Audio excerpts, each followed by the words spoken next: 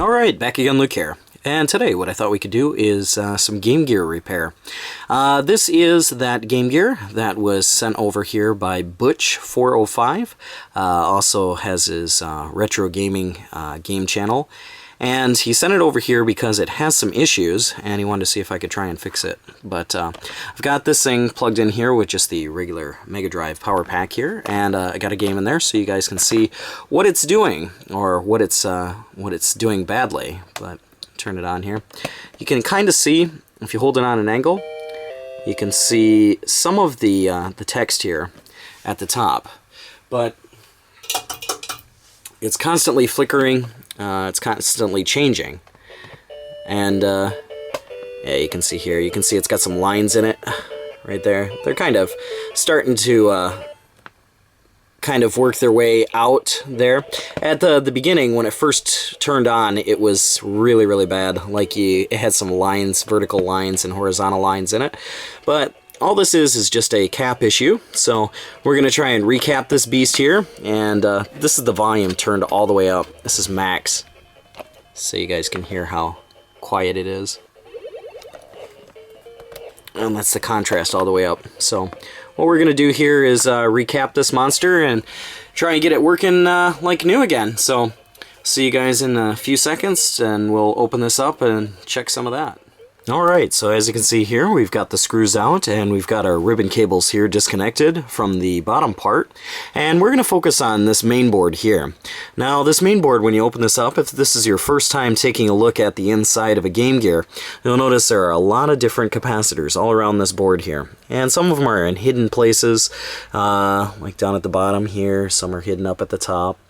But what we're going to do is replace all these capacitors that are on here. There's one that's hidden up there at the top. And one thing you have to take a look at is the different values on here.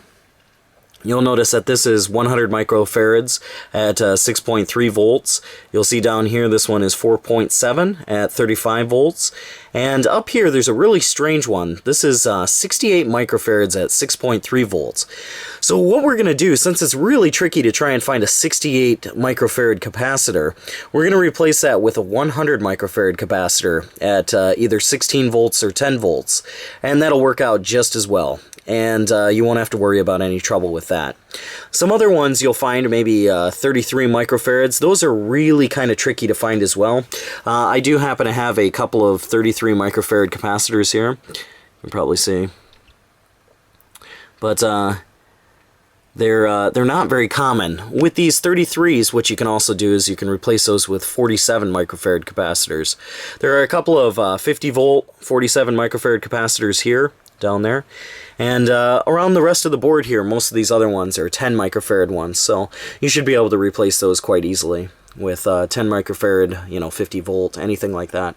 The thing to remember about capacitors here is you can have more voltage for the capacitor, but you have to have the exact same microfarad, or in this case you have to have something very similar. You don't want to drop below the voltage, because if you do, then you're going to wind up with maybe an explosion or a leak. So as a good example down here, you can see this one says 50 volts and 47 microfarads. If you were to put 47 microfarad like let's say 10 volt capacitor in there, it would just pop it, and it would cause a lot of issues. Might cause some serious damage here. So if you do find something that has higher voltage, like we look over here, this is 100 microfarad 4 volts.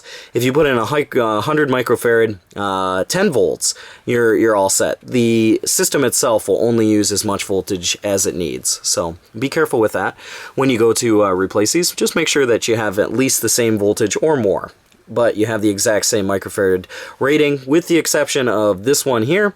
You can change this with a 100 microfarad capacitor. Also with the 33s, if you don't have the 33s, you can change those out with 47 microfarad. So that's okay there. One thing that you're going to have to do is when you go around this board, sometimes depending on how bad the board is or how much leakage there is, you might have to clean up the board. Like down here, you'll probably be able to see that some of the posts there, they might be turning green when they should be like a silver color where the solder points are.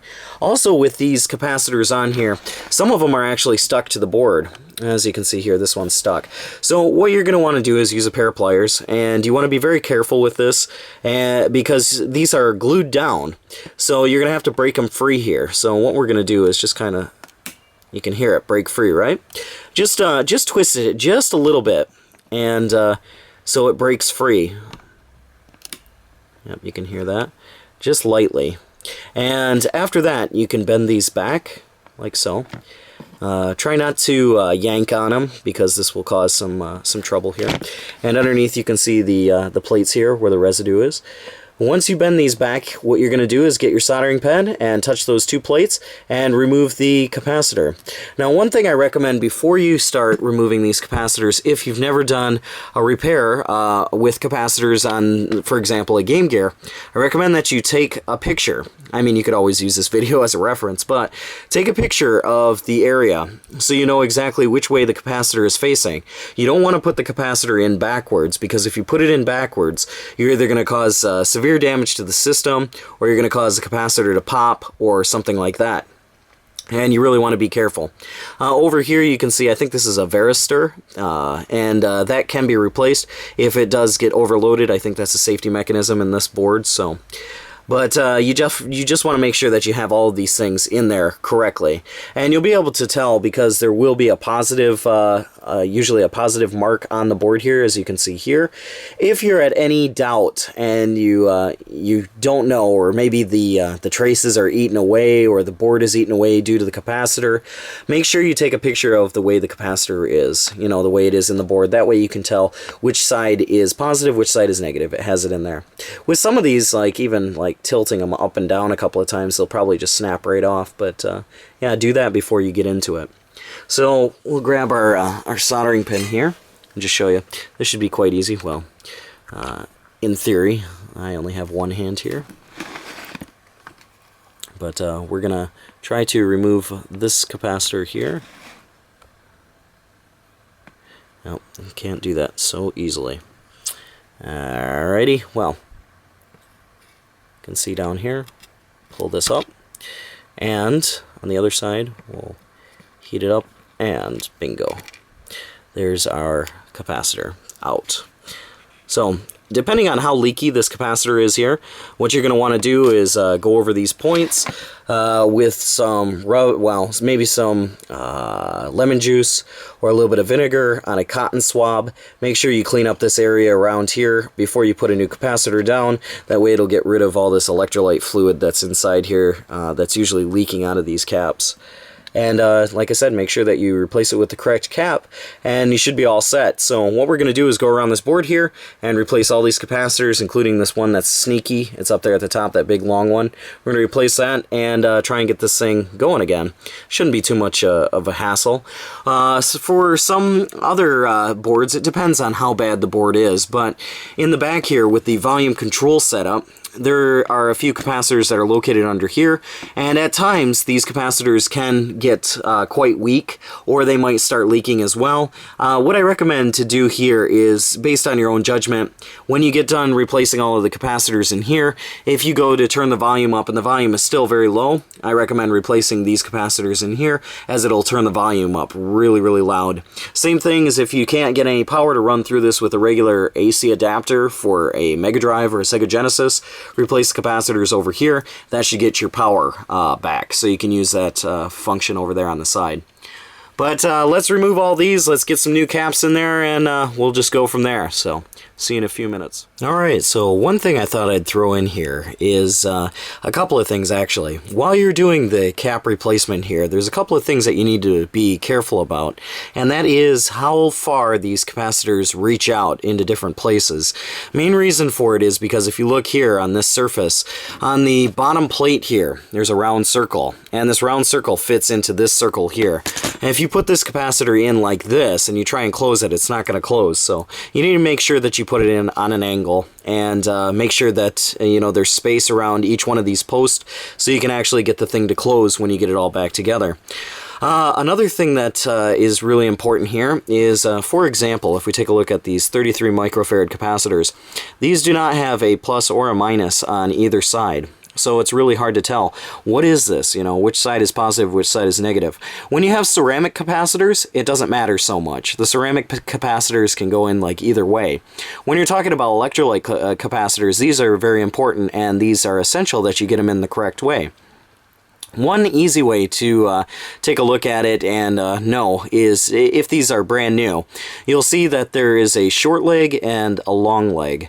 One way that I usually use to help me remind myself of which leg is positive, which is negative, I think of the left leg here on this one. It's missing a little bit in order to make it as long as the other one. So it's kind of minus a little bit of the other side of the leg here. So this is your negative side, this is your minus side. So the short leg is minus, the long leg is positive. So if you do have a long one that you just got, something that's brand new, it's kind of easy to tell. If both of these legs were cut off here, it's very difficult to tell, okay, which one's positive, which one's negative. But yeah, this is one way to tell. So that's one helpful thing hopefully you guys can use. The other thing, when we go to resolder or put in our new caps, what you're going to notice here is that after you remove the old caps, the pads are going to be a little bit bare. So what I recommend doing before you put the new capacitor on is you want to add some new solder here. So see if I can do this one-handed. So I'll just hold the solder with my mouth and then show you.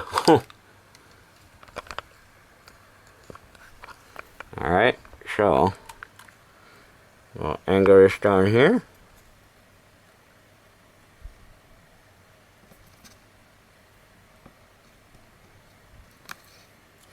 And you can see there's a little bit more on there. And we'll do the same thing with the other side.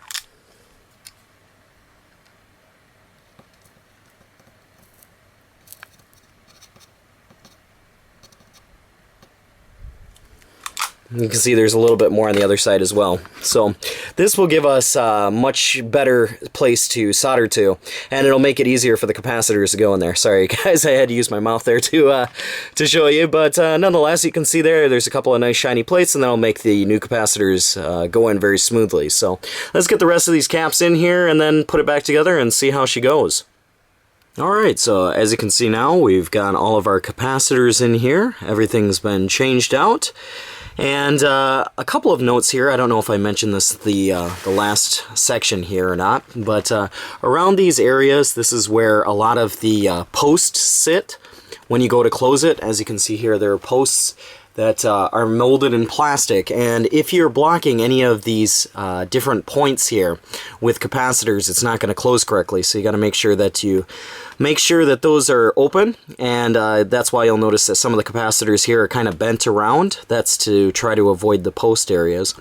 And these two capacitors in here, capacitor number 55 and 54, these are a little bit tricky. These are 0.47 microfarads at 50 volts. If you look at the one above it here, this is capacitor number 46.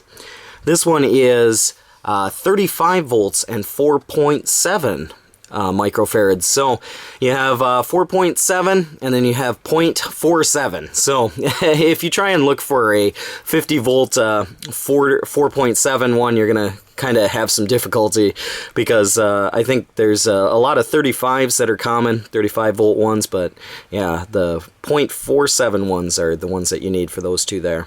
So yeah, the only thing left here now is to put this beast together and to test it out. Now I know some people will be asking, so why did you decide to use the electrolyte capacitors? Why didn't you go for something different, a little something more modern, something that's not going to leak over time? And I guess really what it comes down to is convenience and you know, what's available. And a lot of these electrolyte capacitors are really easily available, at least in this area. I mean, for some people it might be just a stop around the corner to go and get capacitors, but for other people it may take quite a bit to go out and get capacitors. That's why I decided to use these electrolyte capacitors over the other ones. And eventually, you know, who knows how long this machine is going to last. With the electrolyte capacitors, generally if they're new, I mean, you can see that these have lasted a good 20 years. And yeah, I mean, you know, who knows, this thing might last another good 20 years. Might not, might have some screen issues. I mean, you never know, but that's the main reason why there. So what we'll do is let's try to put this beast back together. And before we put it back together, I'm going to use some compressed air here. See if I can clean out any of the dust that's around here. Try and clean it up a little bit. There's still some dust behind the screen, actually, but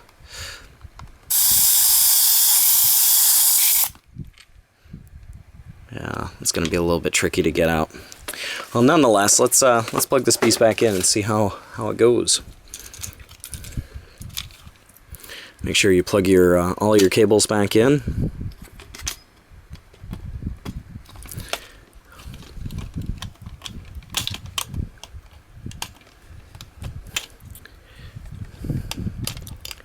And when you go to close this thing, I recommend that you don't wrench on it too much, because you don't want it to you break any of the capacitors off that you put in there.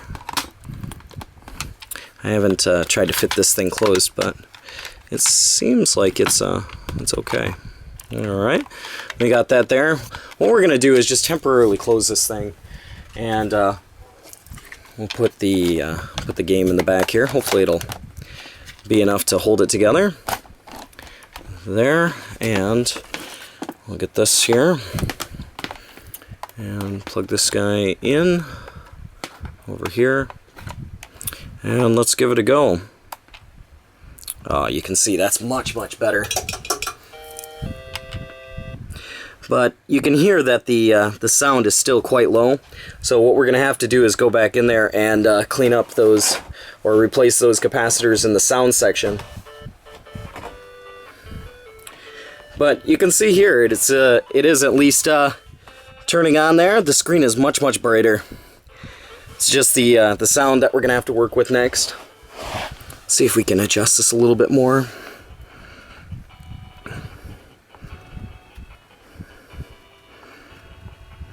There, you can kind of see. It's the Game Gear. You know, it's notorious for having a really difficult to see screen, but this screen is much brighter. So that's with all the contrast turned down. And then slowly turn this back up. Turn it all the way up. And that's with the contrast on bright. So our screen is back to normal there. But we're still having some issues with our sound, so we're going to go back and crack this thing open and replace those capacitors on that soundboard. Try and get this thing going again. So be back here in a few. Alright, so on the tops of these caps here, you can see that they're kind of bubbling outward. You might be able to see a little bit, but they're actually bubbling out on the top here. You can see there are 3 100 microfarad 6-volt capacitors and 2 47 microfarad 4-volt capacitors. So we're going to pry those out of there and try and fit in some different ones and see about getting that sound to work. So let's give that a go right now. Alright, so as you can see here, our soundboard area is now back to normal, hopefully. We've got a bunch of capacitors in here. We've replaced all these here. I had to use one surface mount cap in the back there. I'm not a huge fan of these just because they're a pain to solder in, and you know, I don't know, I just I just don't like them so much. But I had to use one in here in order to get this metal plate in here, this grounding shielding down there. So I used one of those, but for the rest of it, it's all, you know, it's all in there. So let's give this thing a shot and see how it goes. Hopefully it'll be a bit better than what it was before. Try and connect this up here. I haven't had a chance to test to see if it will close up here perfectly or not. So I did wind up taking the screws out of the screen and using some compressed air to get behind it because there was some dust that I wanted to remove. I guess it was just a I don't know, an OCD type thing. I was looking at it going, it's dusty on the inside. Not like I could say much though with the room being a complete disaster. Alright, so let's see if that goes together a little bit. If it goes together alright or not. Okay. Well, seems alright, except for this side over here. Getting a little bit in the way. Alright, well, we'll give this a test here, and got that in there. Let's get the old game. Pop that in there, and we'll put our power in. And let's kill the lights here just for fun. Hopefully this thing will be a bit louder.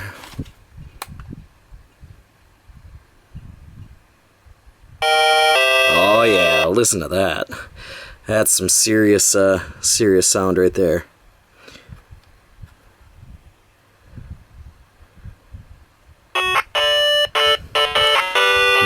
Much better. You can hear that. That thing's just screaming. That is super loud. Thing's all vibrating the controller here.